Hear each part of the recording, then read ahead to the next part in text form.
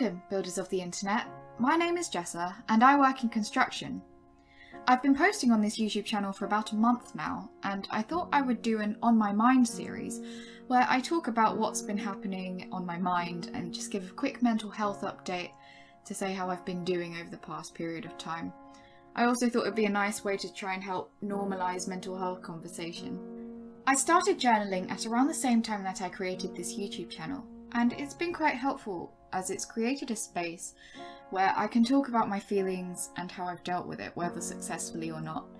I think throughout this whole pandemic situation, it's been harder and harder for me to reach out to people just because I feel like I haven't really got much interesting things to talk about, and it can be quite draining trying to force conversation on people when I usually prefer to meet up with them in person.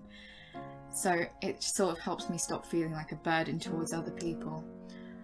So without further ado, here's my journal, and I'll just sort of probably go through parts of it and talk about various ups and downs that I've had in the past month.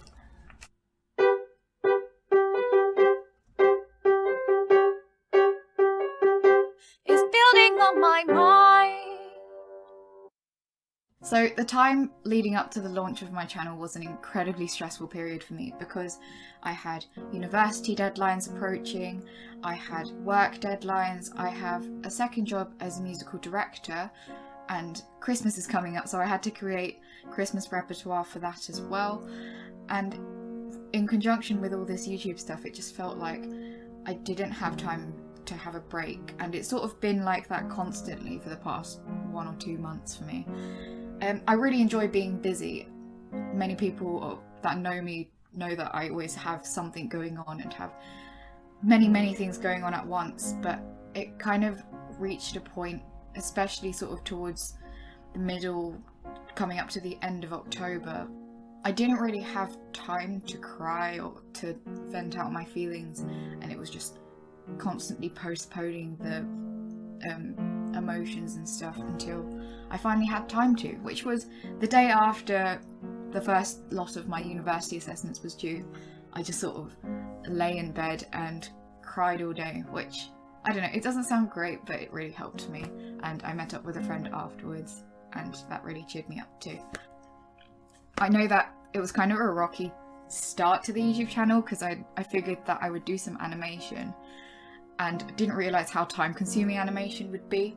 It took me a good week to make this introduction video and the outro video, and then it seemed that coming up to the YouTube channel there were just a million other tasks that I didn't realise that I had to do.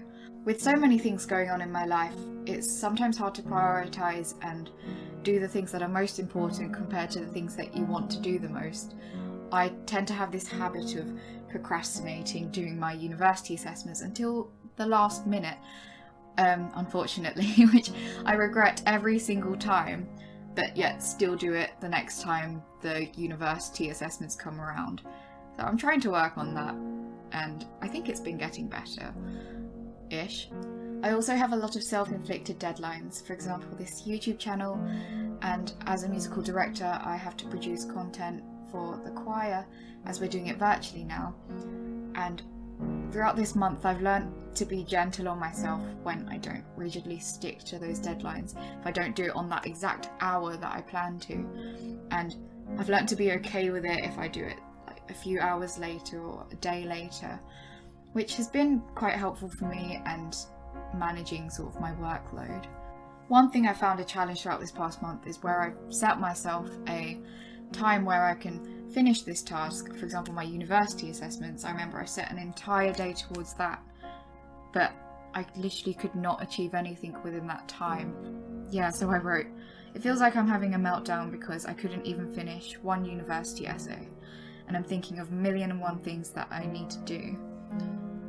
My first priority at the moment is university and work, but I can't get into the right mindset," which, yeah, it was quite difficult, but I've managed to get through it and got my university assessment submitted in time, which I didn't manage to do last term, but that's another story. After I submitted the first round of university assessments, I said to myself, I want to prioritise catching up on sleep. I often find that 24 hours a day just isn't enough for me. I kind of work by 16-hour days, so the last 8 hours is where I try and get to sleep and get ready for bed and get dressed in the morning and stuff. The remaining 16 hours is just how much of that can I use productively, which can be a little bit draining, but I've found that if I count socializing as productive hours, it alleviates a lot of that stress from me and makes me feel a lot better in dealing with everything that I have to do.